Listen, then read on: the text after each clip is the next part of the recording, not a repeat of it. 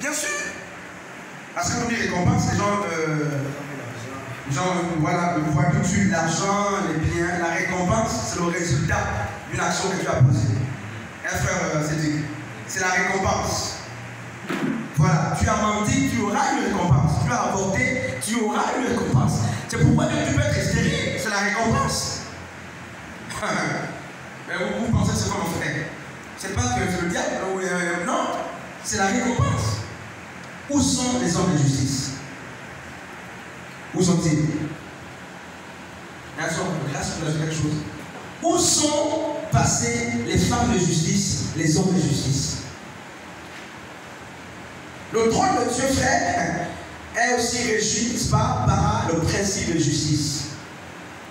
Écoutez, si Dieu manque de veiller à ce que la justice se fasse, Dieu va se mentir à lui-même et sa parole passera. Donc, la justice de Dieu est telle que celui qui a fait du mal doit payer. C'est ça la justice. Tu dois payer pour le mal que tu as fait. Même lorsque tu as demandé pardon, tu vas récolter ce que tu as demandé. Même si c'est un principe. Le pardon va t'exempter, ok, on ne te dit pas que tu dois recevoir, mais tu dois payer. Tu vas payer. Tu dois payer pour ce que tu as fait. Amen. Tu paieras, frère et soeur. Vous partez, vous nous prenez les bons, on passe à l'été. Vous pensez de quoi, frère? Toutes les fois que tu pêches contre un frère, contre quelqu'un, contre toi-même ou contre Dieu, c'est une dette. Et au temps convenable, sache que le propriétaire, ce que tu dois réclamer, il doit réclamer la dette, il doit réclamer d'être payé. Tu penses que quoi? Hein? Le péché agit comment? Le péché, il y a trois niveaux de péché. Il y a un péché qui agit sur l'humain. On ne pêche pas contre l'autre, contre Dieu d'abord. L'homme peut pécher contre lui-même. L'homme peut pécher contre l'autre. Et dans Dieu ici, l'homme est là, nous sommes là, l'homme est là. Il y a le prochain ici, n'est-ce pas? Lui-même est là, l'homme est là, l'homme est là, Dieu est là. Donc, ils sont là trois. Donc, tantôt tu pêches contre l'autre, tantôt tu pêches contre Dieu, tantôt tu pêches contre toi-même. Mais c'est un principe très simple. Celui qui pêche contre lui-même, pêche aussi contre Dieu. Hein, ce gars-là. Voilà, on prie comme très simple. Tu te souilles, n'est-ce pas? En tant que chrétien ou chrétien, c'est tu diras, comme on dit vulgairement, je fais ma vie. Et enfin, je suis libre. Voilà, tu en veux un peu, c'est ce qu'on dit, la liberté, et voilà. En fait, c'est pas la liberté. Parce que la liberté, c'est le respect des principes. La liberté, un citoyen est libre de marcher dans un état lorsqu'il se conforme aux lois de ce pays-là. Donc, dans le royaume, on dit nous sommes libres. Pas seulement parce que Dieu nous a défait du monde, des pressions, n'est-ce pas, extérieures, non.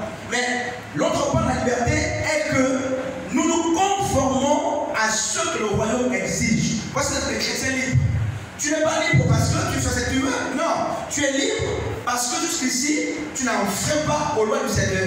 Donc quand tu pêches contre toi-même en te souillant, en prenant par exemple le corps du Seigneur, hein, tu fumes comme tu veux, tu bois comme tu veux, on te ramasse les caniveaux, voilà, et ça dépend. Mais tu pêches aussi automatiquement contre le Seigneur. Parce que ton corps est le temple d'Hiroshima. Donc quand tu pêches contre toi, quand tu dis c'est moi-même là, tu es en train de pécher contre Dieu. Et donc Dieu, au temps convenable, parce que c'est une dette. Hein? La prière de Matthieu 6. Pardonne-nous nos péchés, n'est-ce pas? Comme nous pardonnons aussi. Voilà. En fait, elle révèle nos dettes, comme nous remettons ces dettes de ceux qui doivent. C'est ça en fait. Donc, tu dois remettre la dette à Dieu, que tu ne payes pas. Et ma grâce. Comment? Tu fais quelque chose? C'est dit. Mais bien sûr, le péché, c'est dit. Mais là, c'est une dette. C'est une dette. Et combien de fois tu dois? Il y a des frères qui doivent toute l'église. Mais bien sûr. Et donc, soit tu pêches contre le problème, en même temps tu touches Dieu. Maintenant, il y a aussi le péché qui va vers l'autre. Et même le péché qui va vers l'autre, n'est-ce pas, touche le cœur du Seigneur. Voilà. Parce que Dieu voudrait que tu aimes ton prochain comme toi-même. Dieu ne peut pas accepter que tu fasses du mal à l'autre.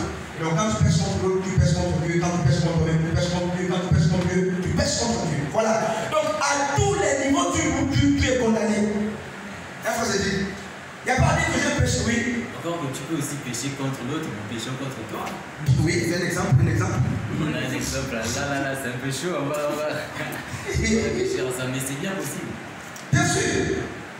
Mais pourquoi on se sent culpabilisé, on est mal à l'aise, tout ça hein? Quand tu, par exemple, lorsque l'autre te méprise ou tu fais quelque chose de mal, quand tu réponds, normalement c'est juste de répondre. Pourquoi tu te sens mal après? Pourquoi? Voilà. Pourquoi tu te sens mal? Est-ce que non, mais je pose la question, pourquoi tu te sens mal? Tu te fais justice, on t'humilie, tu réponds, tu es on prend l'exemple très simple, personne ne regarde du pas de mal, tu juges. Voilà. Après tu regrettes pourquoi? Tu regrettes pourquoi? D'où je le regrette? Ça veut dire que, non en fait, ça veut dire que si tu es conscient que ce que tu as fait n'est pas juste, ça veut dire que l'action a été commise d'une manière inconsciente. Ça veut dire qu'il y a quelqu'un d'autre qui t'a remplacé et qui a commis le crime. C'est ce que la philosophie vous appelle inconscient, qui a pris la place, n'est-ce pas, du conscient et qui s'est manifesté. Et lorsque le conscient revient dans le corps, tu regrettes. Donc le regret vient du fait que désormais, en fait, tu es revenu sur toi-même, tous tes sens sont revenus, le conscient a repris la place et l'inconscient fait que tu te rends compte que je n'aurais pas dû, n'est-ce pas, d'où, n'est-ce pas, la maîtrise de soi. D'où la maîtrise de soi. Vous voyez donc, à tous les niveaux, l'homme pêche contre Dieu. À tous les niveaux, nous péchons contre Dieu. Même quand nous péchons contre les principes étatiques établis par nos pays, nous péchons contre Dieu. Parce que la Romaine 13 a dit l'éclair, soyez soumis aux autorités. Et donc, si le prochain réclame, Dieu va aussi réclamer la dette et tu dois payer. Donc, frères et sœurs, tout ce que nous faisons, nous payons. Pas le payons pas, nous payons. C'est ça le problème. En fait, les hommes ne sont pas conscients de ce principe. C'est pourquoi on peut vite faire mal à l'autre et après on s'assoit. Ça paraît simple. Mais le problème c'est que Dieu nous mettra certainement, comme on dit vulgairement, dans le miroir de notre vie pour nous dire bon, suivons tous ensemble. Mais ce n'est pas ton parcours, hein. C'est vraiment une fausse image. Voilà. Je ne dis pas que la télévision au ciel, où Dieu va mettre les actions des hommes, mais en fait c'est ça. Même, la Bible dira, n'est-ce pas, que même les pensées des hommes, Dieu va les juger. C'est-à-dire qu'il va prendre ces pensées que les hommes ne voient pas, il les donne un corps, il les donne une forme pour les juge. Donc ceux qui sont là, par exemple, ce soir, les cœurs meurtriers, les voleurs, les dévoreurs, les calomniateurs, ça dépend, les tueurs par la pensée, Dieu nous montrera, n'est-ce pas, fera monter ton intérieur, de sorte que tout le monde voit qui tu es. Et donc, rien que ta pensée peut te conduire à l'enfer. Même si l'action physique n'a pas été commise, tu vas aller à l'enfer.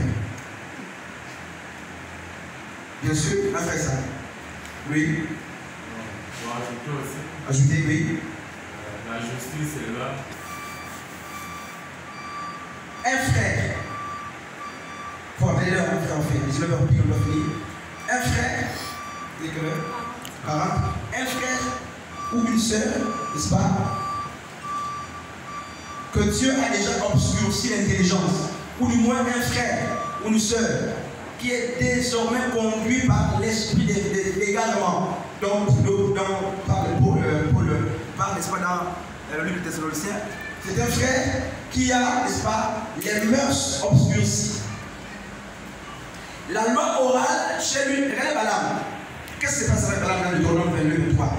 Balaam sait très bien que les animaux ne parlent pas. Et dans l'histoire des Écritures, hein, le premier animal que je lui parlais, c'était le serpent. Et le deuxième, je vu l'âne. Voilà, le serpent s'exprime pour séduire les gens. Voilà, ça c'est vraiment un enseignement. Et là, pas, n'est-ce pas, pour ramener. Là, avait parlé à Balaam, a parlé à Balaam. Parce que Balaam était en train de prendre, n'est-ce pas, une voie de corruption. Il voulait mourir le peuple de Dieu, il aimait les acclamations, il faisait tout, n'est-ce pas, il allait de Balaam pour que le peuple soit maudit. Et Balaam est averti, il ne comprend pas. Il est repris, il ne comprend pas. Et sur le chemin, qu'est-ce qui se passe? Il est sur la l'ânesse. Et la l'ânesse va, n'est-ce pas, bouder Balaam. Normalement, Balaam, s'il était encore un homme bien constitué, il devait certainement faire le chemin. L'ânesse refuse d'avancer parce que l'ânesse voit l'ange avec l'épée. Mais quand même, il souhaite, n'est-ce pas, l'ânesse pour aller avance. Je dois aller. En fait, il court vers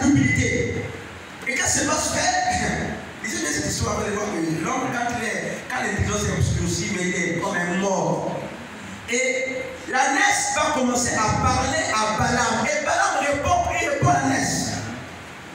Un homme naturel aurait dit, mais comment tu ne fais pas comment tu es animal. Qu'est-ce qui se passe? Il aurait eu peur. Mais Balaam n'a pas eu peur. Il parlait normalement avec la Ness. Mais avance tout ça. Comme si c'était déjà normal pour lui. C'est aussi l'image d'un homme, n'est-ce pas, qui est guidé par un esprit d'égarement. Et les hommes qui sont guidés par l'esprit d'égarement, on ne les reprend plus. Vouer la permission, c'est fini. Et l'esprit d'égarement, c'est Dieu qui l'envoie, c'est pas le diable. Mais c'est ça, frère et soeur. C'est Dieu qui t'envoie l'esprit d'égarement. Lorsque tu as blasphémé, n'est-ce pas, tu as attribué à Satan les faits du Saint-Esprit de Dieu, tu t'es détourné de la vérité toi-même. Mes frères, l'incrédulité t'habite au point que tu insultes, n'est-ce pas, l'œuvre de Dieu. Mais à la fin, frère, Dieu peut t'envoyer l'esprit d'égarement. Et l'esprit d'égarement est là, non pas pour te ramener, il te conduit, n'est-ce pas, dans tes sens. Il te conduit à ce que, dans n'est-ce pas, la perdition. C'est-à-dire qu'il va t'amener à donner complètement ton corps, n'est-ce pas, à tout ce qui te traverse. Tu te livreras librement, n'est-ce pas, tu vas te soumettre librement aux exigences de ta chair. L'égarement est comme ça, l'esprit d'égarement. Quand l'esprit d'égarement est là, la conscience est éteinte, tu ne parles plus, enfin, tu as du mal à te rendre compte que tu es en train de faire du mal.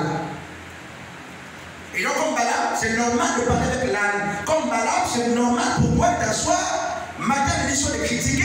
Comme en fait, c'est ça, c'est devenu normal pour toi. C'est ça. Et ses frères, c'est Dieu qui peut les récupérer. Je ne sais pas si on peut les récupérer. N'a que Dieu.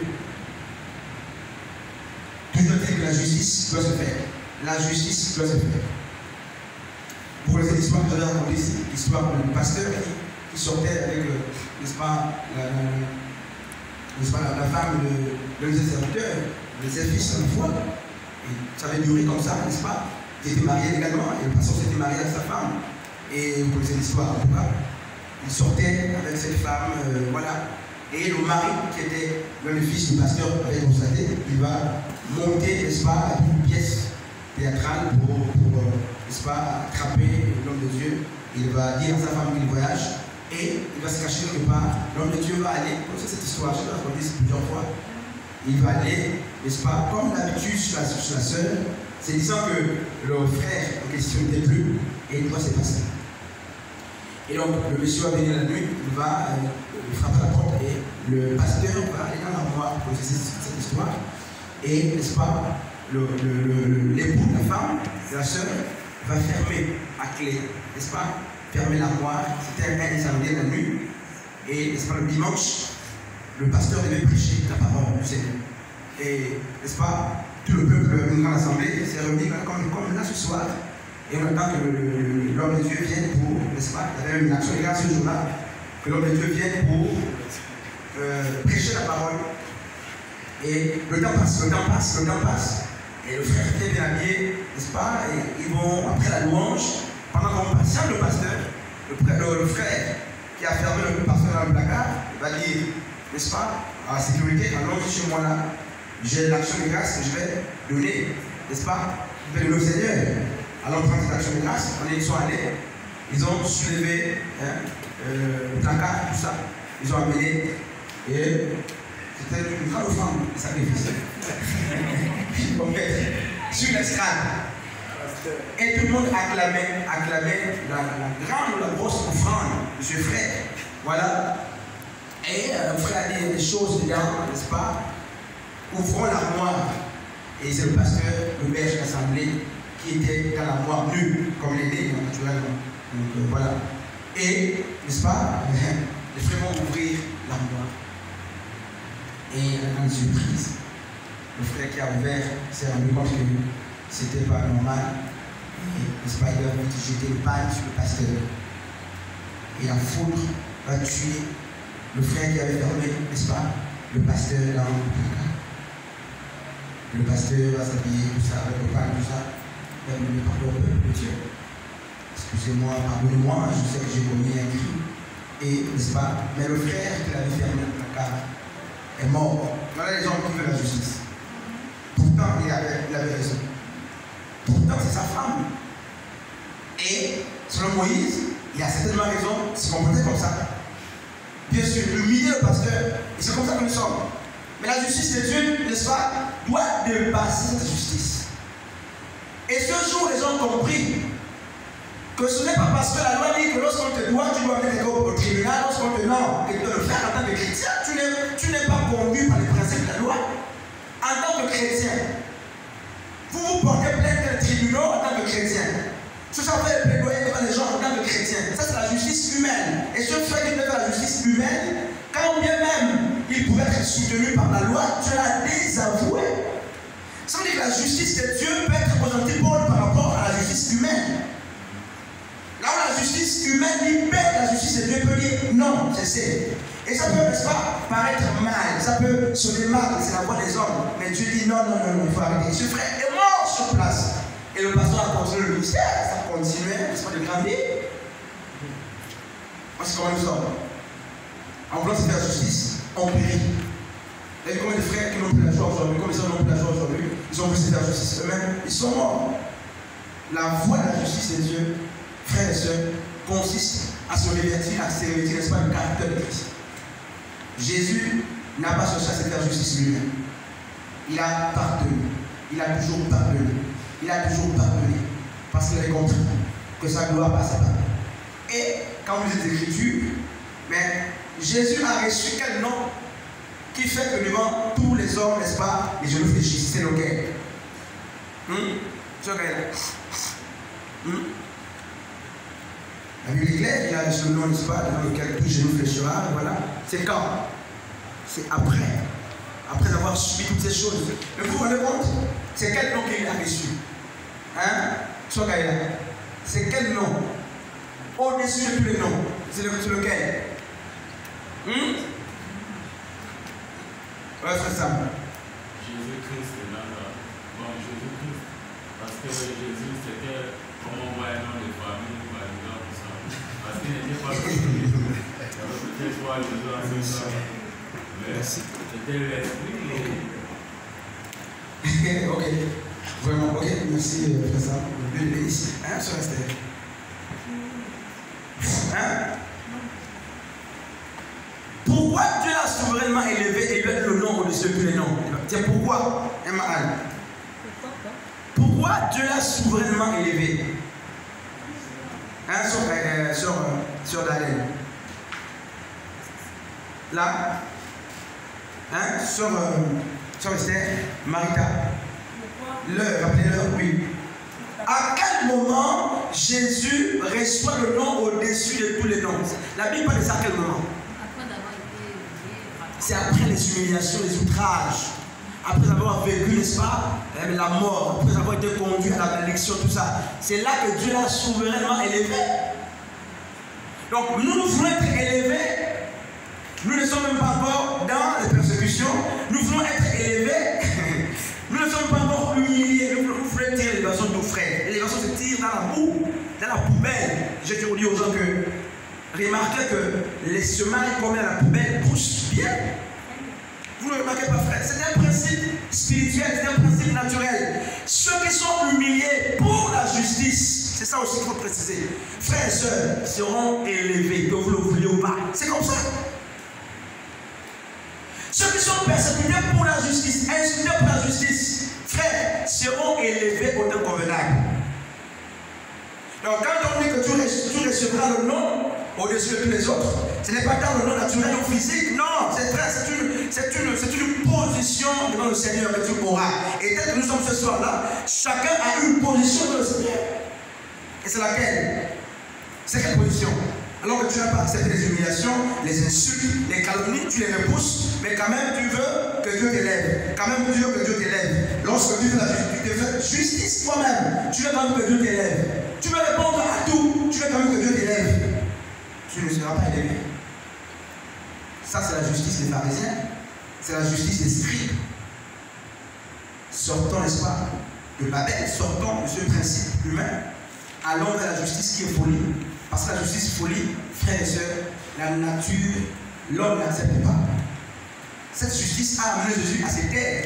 Lorsqu'il était conduit à l'abattoir, la Bible est resté muet, n'est-ce pas? Comme un homme, n'est-ce pas, un agneau sans parole, sans mot dire, il est resté muet. Voici la justice de Dieu. Et c'est la justice qui tue. Mais je ne vous dis pas de tuer les autres. Cette justice, frère, apprenez à vous taire.